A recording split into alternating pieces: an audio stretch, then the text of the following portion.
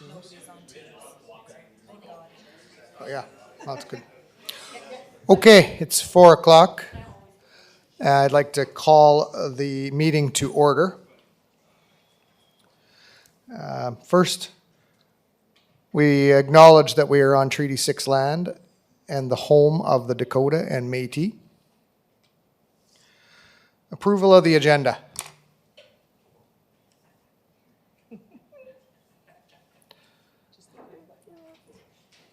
Councillor Miller. So moved. Thank you. All those in favor? Oh, I gotta call this to vote, that's right.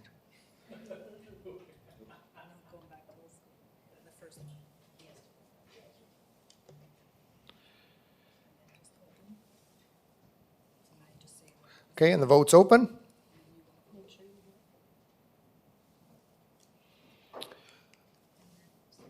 It's now closed and motion carries.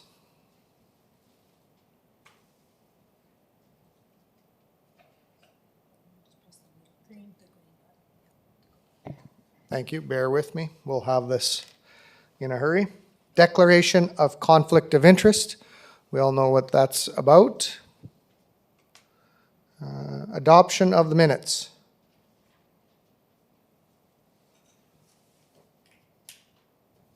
Mayor Dion. So moved.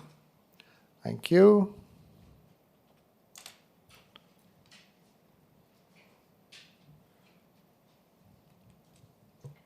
And the vote's open.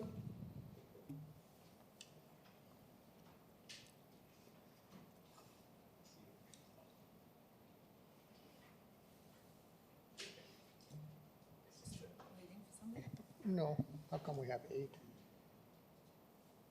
How was that? No, we should have 7. Did you do that? You did that. Thanks. See, I caught it. Thanks, Mayor Dion. I appreciate the extra vote.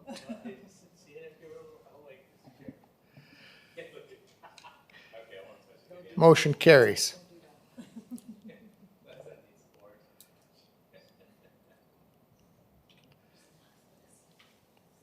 Okay. Item 5.1, accessibility, mobility, and accommodations in Prince Albert. Verbal presentation from Don Horncastle, PA Support Group for Blind and Low Vision Community. And Don, if you could just go to the podium, please.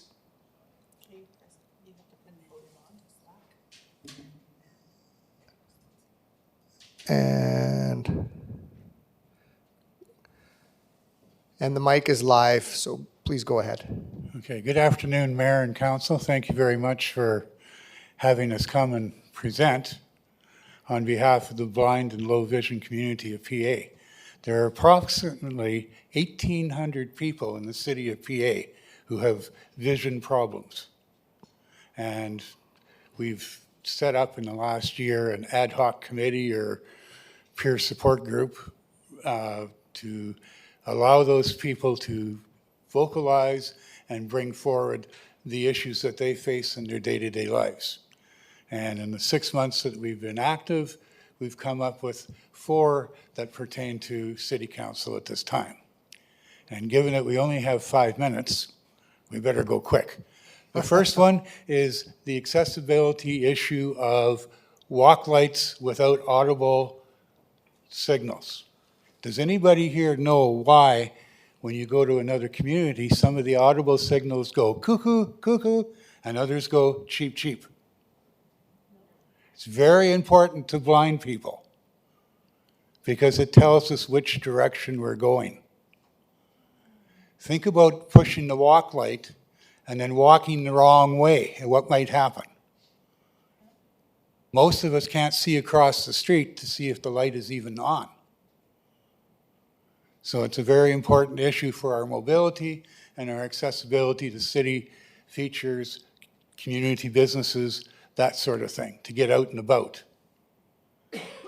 Which leads us to the second item that we found of concern, and that's the city transit system. Through CNIB and previous negotiations, I gather many years ago with council, if we have a CNIB card that identifies that we're legally blind, we can access the bus system for free. However, many of our members have voiced concerns that the bus drivers are not the most courteous people in the city. And because of that, they're intimidated and will not ride the bus. And it's a free service. And as you can well imagine, blind people are not usually financially well enumerated to be able to take cabs or other sources of transportation. So the bus is the best way for us to get places. The other nice little feature that would be nice to add to the bus system, and since we identify ourselves with a pass or our canes or having a companion, the drivers know that we're blind. It would be nice if the bus system had a little public address system where they could announce what stops are coming up. They don't have to do it on every run because they know if there are blind people on the bus or not just because of how we get on. It'd be something cheap. Yes, the city doesn't employ the drivers. They hire or have a contract with the bus service. But I'm sure somewhere in the fine print, there is some kind of statement regarding how transit operators should be dealing with the public. And it's not a good thing when a lot of your clientele are potentially intimidated from riding the bus because of attitudes. The third issue, and again, it leads to accommodations or means of, it's nice to have a free bus, but for 6 months of the year, most of us can't get there because sidewalks aren't shoveled. Not only does that affect the blind, but it affects a lot of other handicapped people with disabilities. These canes are not very good for off-road travel. And if you can't see where you're going, how do you get down the sidewalk to the bus stop? What we'd like to see is some form of compulsory sidewalk cleaning. Yes, that's a big issue. Most cities have laws, bylaws, whatever. They don't know how to enforce them. But I think we should seriously think of a bylaw that supports the disabled community so that they can get about in the wintertime. Having a bus a block away or 2 blocks away isn't very helpful if you can't get to the bus stop. And I'm sure the city doesn't want us staggering down the middle of the street in the roads of traffic. The fourth item is you're busy building a brand new arena, brand new swimming pool. You finished a brand new playground up at the soccer center that used universal design principles. Are you applying those universal design principles in the construction of your new facilities that would also enable a lot more people to utilize those facilities? There is money available, for example, for the audible sign, walk lights. Apparently the federal government has money that they're handing money out to municipalities to install walk lights that are audible. It may be something that we need to look at. If we can get another source of funding through senior levels of government, that would be useful. As you all know, both the federal and the provincial governments are busy redesigning their disability acts and supports to disabled people. This might be a time to get on that bus and take advantage of the money that's available and not be behind trying to play catch up after things are done. Anyway, that's where we're at, and those are some of the issues that have come up in the first 6 months of our organizing, meeting, whatever, and they are all important to the people who are visually handicapped. And they probably need to go to different committees. It probably won't go to a committee to be resolved. You know, the walk lights will probably end up going to a transportation committee. The bus system will go to the people that deal with that contract. The universal design will probably go to recreation and see how they can apply those principles. I don't know if any of you heard the news broadcasts out of Regina, but they've opened up a brand new Wascana swimming pool that utilizes universal design principles. And that goes from everything from floor conductivity or whatever, how you can tell where you're at, to things in the washrooms, change rooms, storage areas when clients put their stuff away. All those things have universal design principles applied. Very exciting stuff for those of us who are disabled. Anyway, thank you very much for your attention. Oh yeah, by the way, I mentioned cheap, cheap. Cuckoo, cuckoo. If you're in other cities and you hear those sounds, cuckoo, cuckoo tells you you're going north-south. Cheap, cheap obviously is east-west. Very important when you don't have good visibility to know where you're going, and helps keep orientated. Anyway, thank you for your Wonderful. time. Thank you, Mr. Hornscastle. If you just don't mind standing at the podium, we may have some questions from other councillors. And we do have a couple of words. Mayor Dion. Well, thank you very much for coming. You were very enlightening with the conversation because, of course, if you're not impaired by sight, you don't know lots of these things. And also, I appreciate you coming. You have a solution.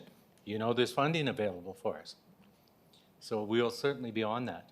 And I don't think these are out of reach, and I will work with the committees involved to try to correct some of them, because when you've got 1,800 people in your community that require assistance, you should be on the ball. So thank you very much for bringing these. I've learned a lot today. Thank you. Okay, any further questions for our guest? Councillor Kilmer. Thank you very much. Thank you very much, Mr. Horncastle. I really appreciate the information and the enlightenment of, things that sometimes we don't think about until we find ourselves or someone in our families in that situation. And I learned a great deal from what you have discussed.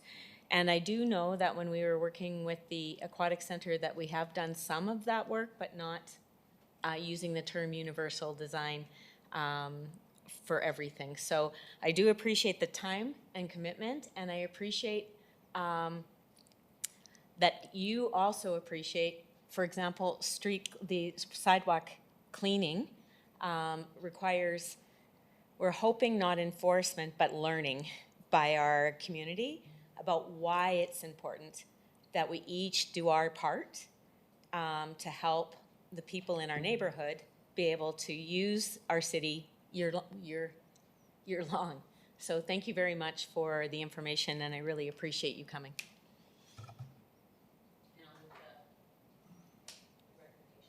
Okay, Councillor Kilmer moves the recommendation.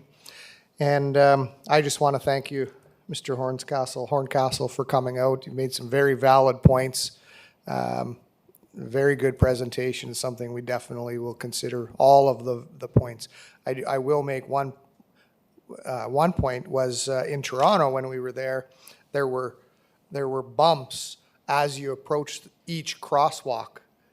And it took me some time to figure out what it was, but that would be another very useful item to have, I believe, for the blind. So thank you very much for your presentation. Thank you. We'll probably be back to check up on how you're doing with our Beautiful. requests. We'd And we may have appreciate that. more items.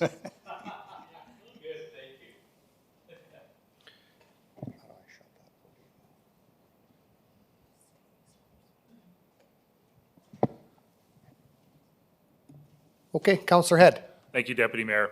And yes, thank you, Mr. Horncastle, for the presentation and the awareness, bringing that to our attention. When you're going through your list, I was kind of surprised that we don't have some of these things in Prince Albert, so I'm happy to see the referral to Public Works, and I guess that goes to my question here, to the Public Works Department. What are our plans with this motion? Are we going to be seeing maybe some grant funding or applications, or will it be going to the budget process? Question for the Director.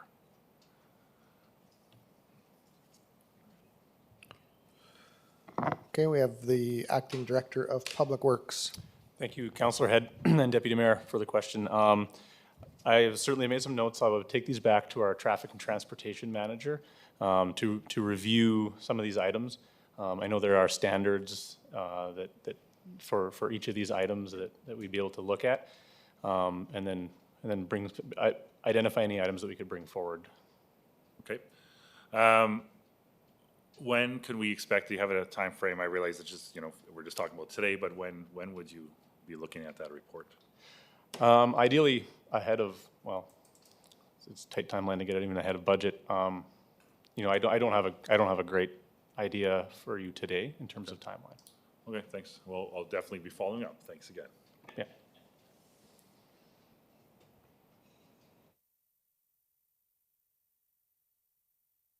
Okay, further discussion on the motion, Councillor Lennox Zepp. Just to note that the wording of the motion doesn't actually require a report, the way it's worded right now, it's just referred, but, the department can always provide a report of their own initiative, or we could, if we wanted a report putting the word report in would then, under our policy, require within 90 days to be here at council, which I think would still bring us a little bit before budget time. Councillor Kilmer? I think I'm okay with leaving it a little open-ended because of the amount of commitment and time that is being done. I do feel like there will be a report in time for us for budget, and it will be included in the budget process. I would be surprised, so I would like to leave it the way it is. Okay, any other discussion? Seeing none, I'll open the vote.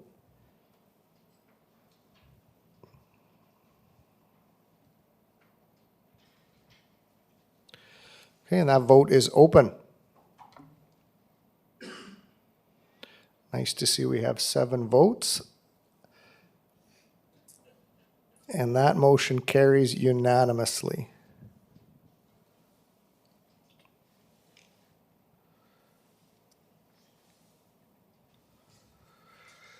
Okay, consent agenda.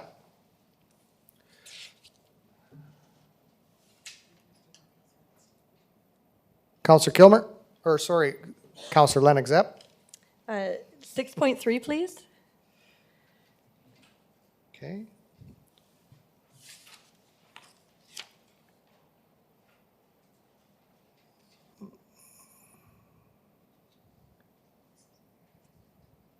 Oh, I didn't mean to do that. Councillor Kilmer. Oh, sorry. 6.7, please.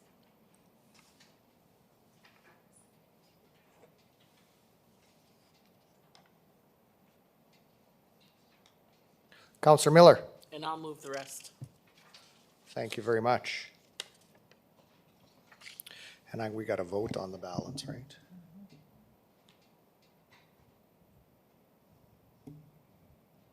Should just say 6. Yeah. Okay, and that vote is open.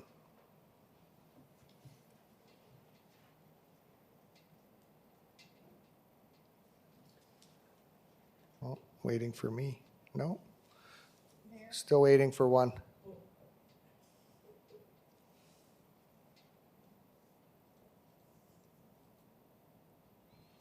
Okay, that motion carries.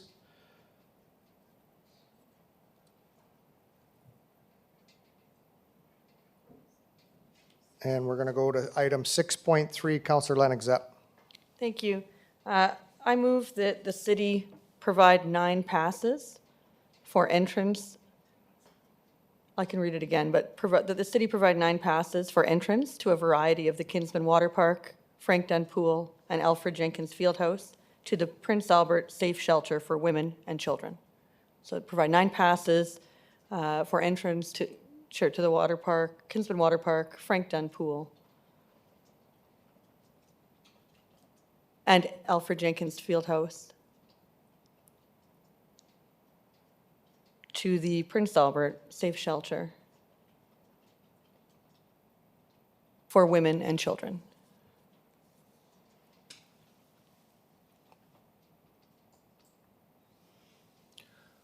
Okay, and would you like to talk about that motion, or you've kept your light on, so? Yes. Oh. We can talk about that, yep. Okay, That was the request in this letter, was asking for 9 passes. I don't know if it would need to be 9 passes to each of those 3 locations. I was thinking of a variety as the director and the department maybe think appropriate. I was looking at our different pass options. I see the Kinston Water Park has individual passes that can be one-time use, but whatever the department might find the most appropriate here. So that's, and I'm interested to hear what others have to say in the room. Mayor Dion. Well, I'm not supporting the motion for a couple of reasons. Number one, I wanted to go to the department. We have no costs. And then I have, I'm up to 11 people on my list. You know, if we're going to give it to the winter shelter, why are we not giving it to Children's Haven? And so where would we end? We'll just give our services away free. There is a cost to do business. And I'd like to know what that cost is. I don't know what it is. I don't know what passes are worth. But also I want to know what our policy is, because this would open the doors to so many other groups that are in just as much need as this, okay? And this is an employee writing to us, not their board, it's an employee. And I'm concerned strictly because if we open the door, where will it end? And we don't make money at the pool as it is, and I don't want to jeopardize giving 30% more free passes away free to people that are going there. And I understand their needs, but Children's Haven, we have so many other groups that need it, group homes, disabled. Where would we end? So I can't support it without getting a report. We don't even know the cost. So I can't support it without getting a report and the risk that we leave by setting this precedent by opening it up.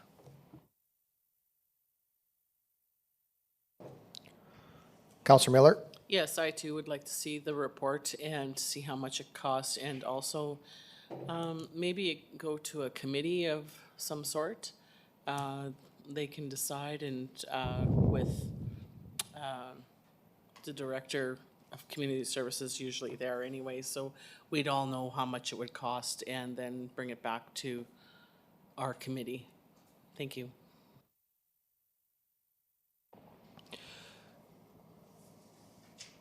Councillor Lennox-Zapp. I'd amend my motion that city administration provide a report regarding a proposed policy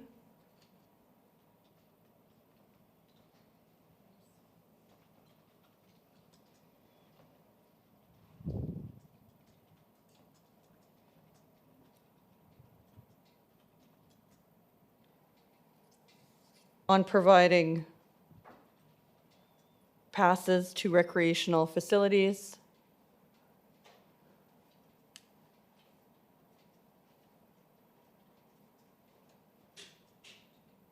to vulnerable sector organizations. Vulnerable sector organizations. And if I can speak briefly on that, I think that I've heard what I'm hearing in the room. I think that would be very smart to have a policy on that. And you know, when an organization does come to us with such a good idea and such a useful idea, I think we need to hear that out and make that determination. The one point I need to raise is that sometimes when you give out 9 free passes and a family gets to use them, then you end up with that family coming back and paying later. And our facilities often do have economic ticket prices, and if you encourage people and give them that option of seeing it once, they see the value and those people return. And so sometimes you gain revenue by giving out on the front end.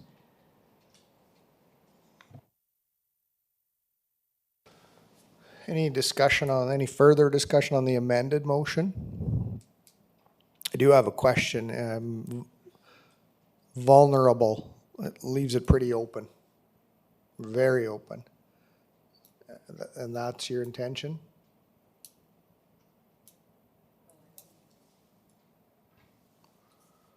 Councillor Lennox-Zapp. I'm open to hearing if others here at this meeting or through the department have ideas on how to best facilitate that. However, I do think when a proposal comes to us, that we need to take that seriously and think about it. And the department might consider criteria, as we do in other policies. For an example would be the housing reserve. When we spend that money on organizations, they do have to be nonprofit. That's a criteria we make for the affordable housing program. So things like that, sometimes we do implement specific criteria. This is just a motion for a report to be provided on the department's proposed policy. Okay. No further question on the motion, or I'm going to go to the vote on the amended motion.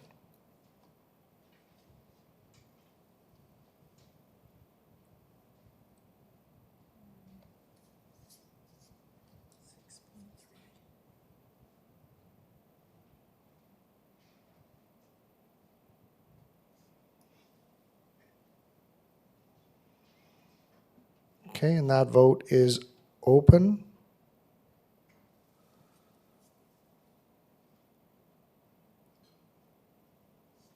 Missing one. Councillor Head, did you vote on that?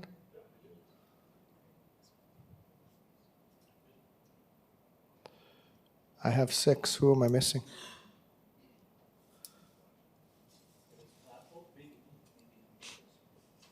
There you go. Okay, and that motion carries.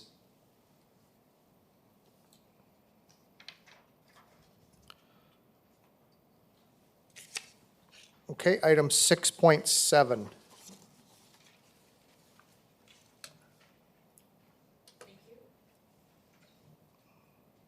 Thank you for pushing your light. I know, I forgot to push it. That's okay. Thank you very much, Deputy Mayor. I would like to make a motion that administration bring a zoning bylaw amendment to a future council meeting with a change in the digital sign permit fee that covers the cost of the permit fee. Okay, Okay, thank you. And discussion on the amendment, if I could. or on the motion, sorry. Yep. Oh, sorry. Administration bring a zoning bylaw amendment to a future council meeting with a change in the digital sign permit fee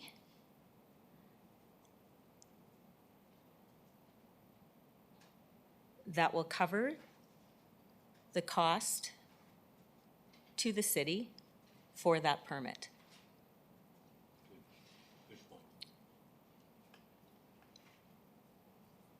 Okay, we have a Okay. motion up. Discussion on the motion. If I could? Councillor Kilmer, you may. Thank you. When I was reading the report, the report clearly said that we are not covering our own costs, and then had costs from other cities as high as $500.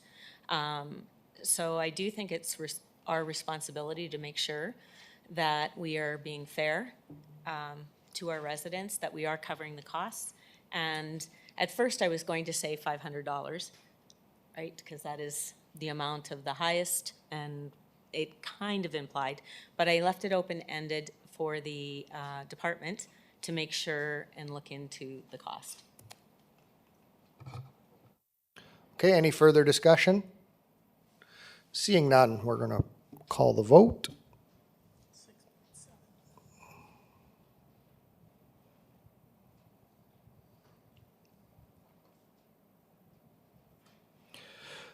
That vote is open.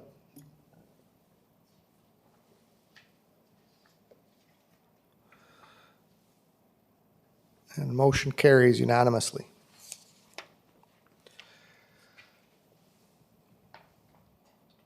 Okay, item 7.1, reports of administration and committees. Item 7.1, airport terminal tender ready detailed design verbal presentation from Nicole Miller, Capital Projects Manager.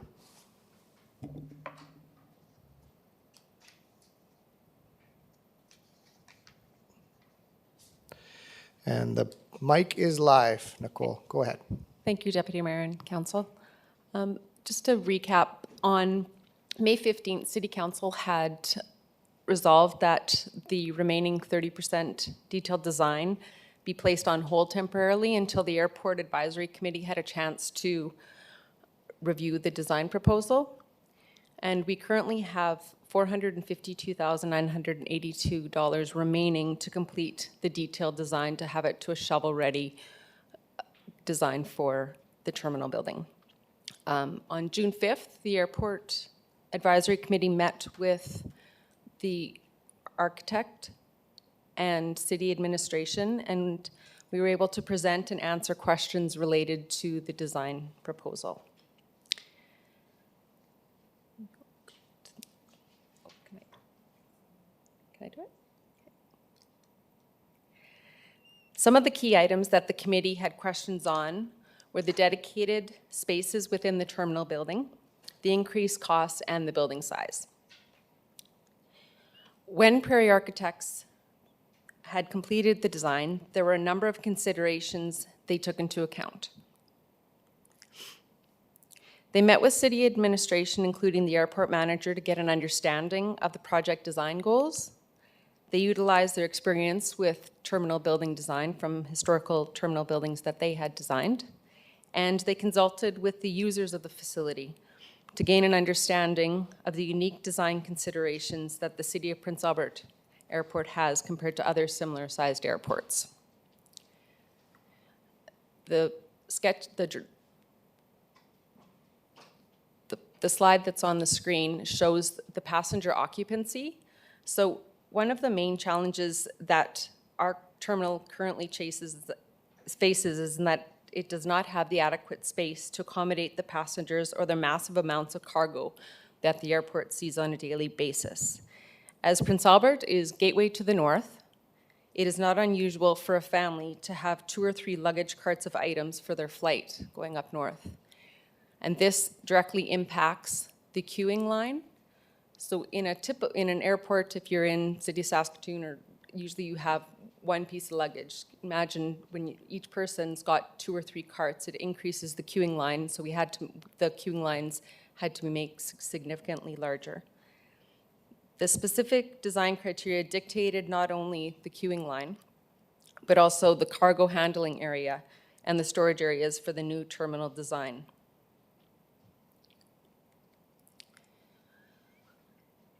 The consultants also provided the city with area comparisons between what the existing terminal building size is, what the master plan indicated, and what the design has resulted in. The existing terminal building is around 5,600 square feet, and in the master plan, it was approximately 13,000 square feet. It should be noted that in the master plan, it was a very conceptual design. It was one aspect of the airport master plan was the terminal building, and it wasn't a detailed design that was done by the consultants. That's what we hired Prairie Architects to do, was a detailed design. So they weren't able to capture a full understanding of the needs and dive in deeply into what was required for the new terminal design. The master plan had an estimate at that time of $6 million. And we currently, with the new terminal design that is proposed, it has with the 27,000 square feet, is a estimate of $22 million.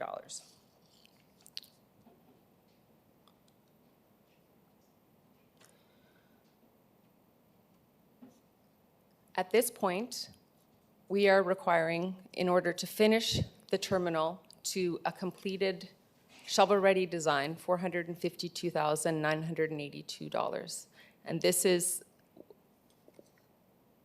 was taken to the airport committee, and the airport committee has made a recommendation that this administration be authorized to have the architects complete the design and have a shovel-ready package for future funding opportunities or budget opportunities if available.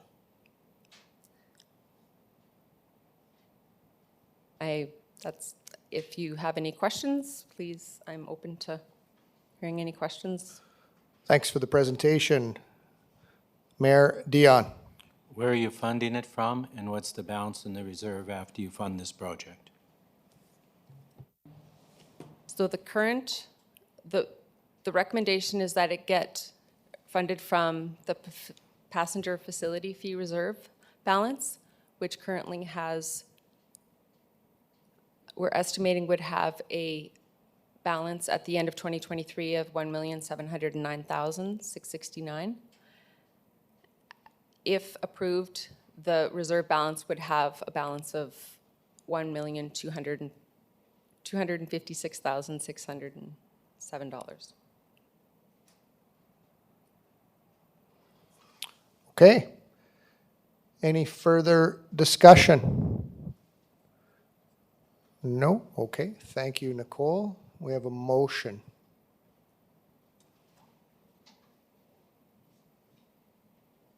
Councillor Lennox up. I'll move that the following be forwarded to upcoming city council meeting for consideration. Cost for the detailed design of the airport terminal with Prairie Architecture Incorporated be increased by $452,982 for a total design fee of $1,942,740, including provincial sales tax, to complete the remaining 30% detailed design, bringing the design to tender ready. That the cost increase be funded from the passenger facility fee reserve, and that the mayor and city clerk be authorized to execute any necessary documents on behalf of the city. So you're keeping the motion the same, correct? Yes. Okay, just as a reminder, we don't have to read the motion in executive, but thank you for that. Any discussion on the motion? Hearing none, I'm going to call the vote.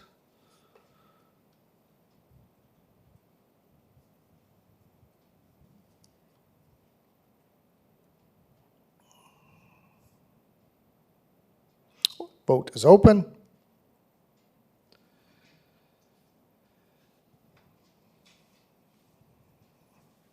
That motion carries.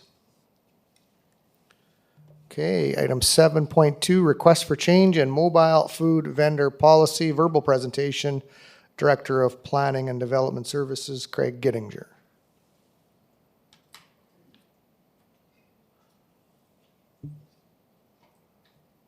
One second, there we are. Go ahead, Director. Thank you, Deputy Mayor, and thank you, members of council, for the opportunity. So this report is a result of an April 3rd consideration by Prince Albert City Council from a mobile food vendor called Buzz Food. You'll recall that the owner provided you with correspondence requesting that you amend the mobile food vendor policy. Currently, Section 7.02 of the policy requires a 100-meter distance between a mobile food vendor and restaurants. So subsequently, that was referred to administration so we could provide you with some supplementary information of where that 100-meter distance requirement came from, looking at the rest of the province and what their distance requirements are prior to you making a formal decision. So the 100-meter distance requirement actually dates back to 2019. That is when we formally established a mobile food vendor policy. That policy speaks to where mobile food vendors can be located within the city. So we're talking mobile food vans or buses, food carts such as hot dog carts or ice cream stands, things like that. But this specific requirement is very specific to your mobile food buses, similar to that of Buzz Food. So very shortly after 2019, City Council made a motion referring the mobile food vendor policy back to administration, specifically requesting that we amend that policy to include a 100-meter distance buffer between our mobile food vendors and restaurants.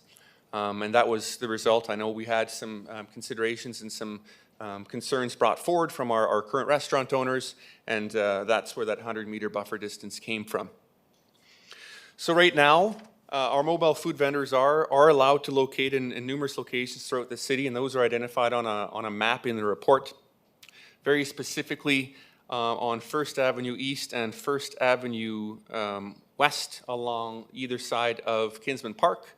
They're allowed between Central Avenue and First Avenue East, just outside of City Hall here, and they're also allowed in private properties, again, outside of that 100-meter distance requirement. There's a few other locations that are required as well in city parks and playgrounds during events, with special consideration being given by the directors of myself, Community Services, and the Director of Public Works as well. We've had some requests out at the airport and things like that. So, as you can expect, there are two very specific and respectfully divided schools of thought on the issue, that of our mobile food vendors. We've had upwards of 14 mobile food vendors approved and operating in Prince Albert over the last year or so. We were able to get in touch with 9 of them. As of right now, there are 9 operating. And when speaking with them, they do feel that the policy is a little bit too restrictive. They feel that the food industry is very competitive, and if they're able to get more of a competitive advantage, that would certainly be in their benefit. And they're very much in favor of reducing the separation distance. There were 1 or 2, however, that only operate during special events. That is kind of when they, it's kind of a side business for them, and that's where they operate. And they feel that the mobile food vendor policy is actually fair as is. But I think that was only 1 mobile food vendor. We also spoke to restaurants, specifically in the area of the corner of 2nd Avenue West and 28th Street. You recall that is where Buzz Food wanted to locate. So we did a 100-meter buffer distance, and all of those restaurants, as you can expect, are in favor of the mobile food vendor policy staying as is. They feel that the restaurant industry is a difficult one to be in. They've had to make some difficult decisions over the last number of years with COVID and other sorts of restrictions. So they've heard anecdotally in other cities when the distance is reduced, it actually did have an impact on their operations. But obviously that is just anecdotal information based on the opinions of some of our restaurant owners. They think the policy is currently fair, and they think that, mobile food vendors are quite unique, and that they can relocate and they can go to events and they can go to different properties with special permissions, and that it is quite fair. So looking throughout other municipalities, we found that 20 meters is fairly consistent, which is what is being requested. In my personal opinion, 20 meters, once it gets down to 20 meters, it's quite negligible. You're talking a matter of steps.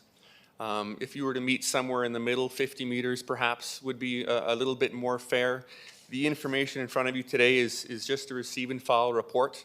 We weren't directed to provide any recommendations or changes to the mobile food vendor policy. We just wanted to give you some more information before you made that formal decision. And that's what we've presented with you today. So if you so choose, I think there are other options out there. But until we get that direction, that information is for you to consider, and I'd be happy to answer any questions that you have. Thank you.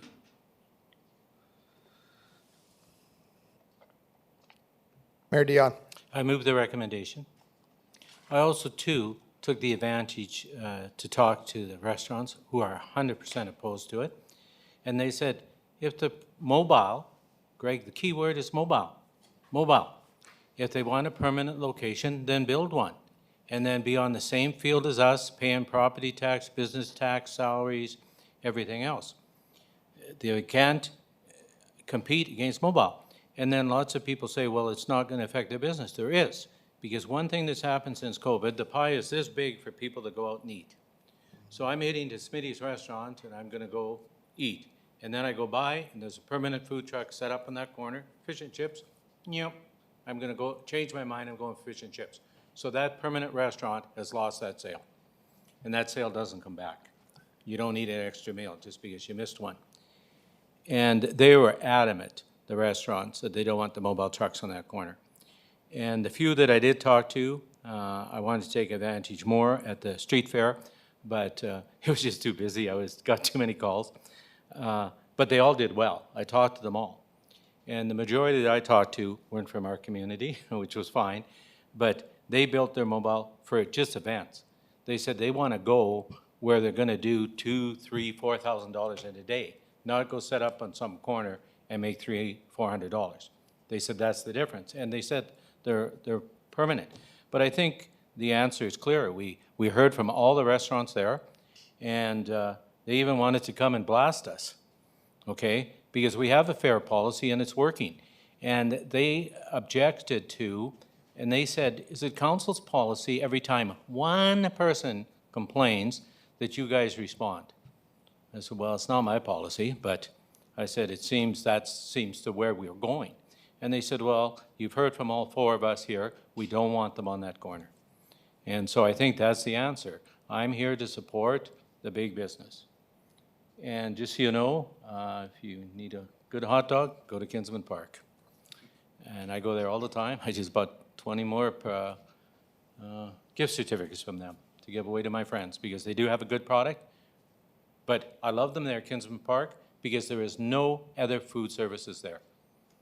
So you pretty well got to go there. So I think it's great, and that's why I'm moving the recommendation. I think we have a great policy and it's working, and we shouldn't cause any grief to our permanent restaurant operators. Councillor Solomon. Thank you for your comments. I just have a few points, I guess, to make. I certainly understand supporting the brick and mortar restaurants. Obviously, I think that was the intention of the policy, and that has merit.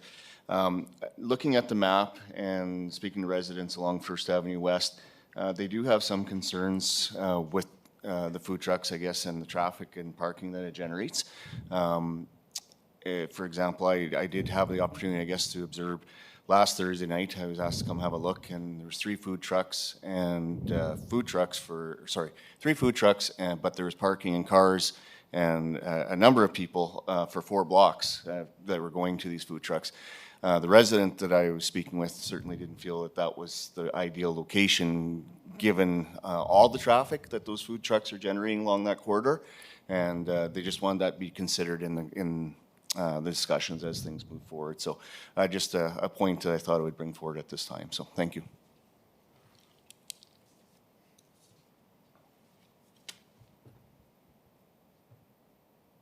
Darren, can you shut your light off? Councillor? Councillor Kilmer. Thank you, Deputy Mayor.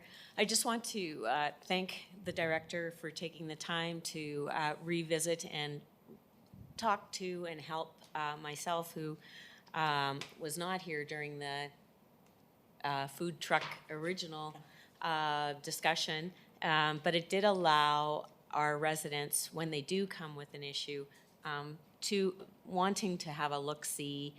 So sometimes the one-time person can allow the rest of us to have a full understanding. And so I do think that resident and the other food truck people appreciate the look, and the brick and mortar people definitely are the pie, they definitely are the after the dollars and have committed to the city. So I do appreciate that. And just wanted to say thank you for looking into it, and I will be what am I doing? Supporting. Thanks. I knew the word would come eventually. Supporting the motion. Councillor Lennox Epp, sorry. That's fine.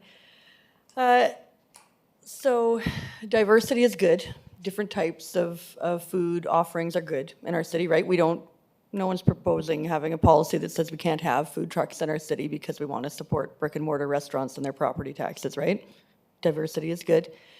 And so I am hopeful that we do consider the request from food trucks to think about what is the balance here. And I don't know the exact number of how many meters is the right number. However, I see in the report that other cities do different distances between restaurants. And they're really a different experience. Going into a restaurant and having a sit-down meal meets a different need than walking up to a food truck and getting food and walking away. And I just think the city is big enough for all of us to coexist, and that I wonder if 100 if we really need the 100 meters distance. So that's my suggestion, is that we could reduce that. Councillor Kilmer. Thank you, Deputy Mayor. Further to, the thing that brings me solace to the understanding is that the document is well-written. It does give the mobile food vendors an opportunity to set up temporarily someplace if they follow a procedure and do, it tells them what they really need to do in order to do that. So I think the distance piece forces the mobile vendor to do legwork if they really want to be at that spot. So I do appreciate the original intent of the document, the original document. Okay, any further discussion? Seeing none, we have a motion up. And I'll call for the vote.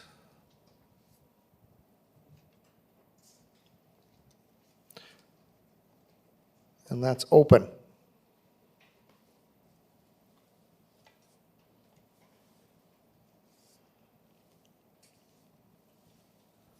Okay, and that motion carries.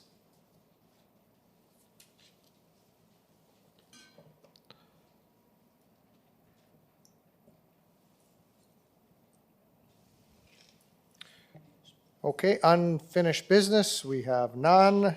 And Councillor Kilmer. Thank you.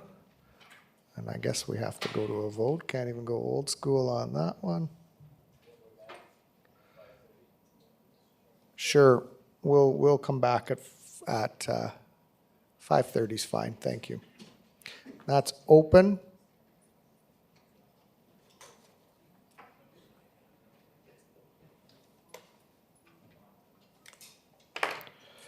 And we're adjourned.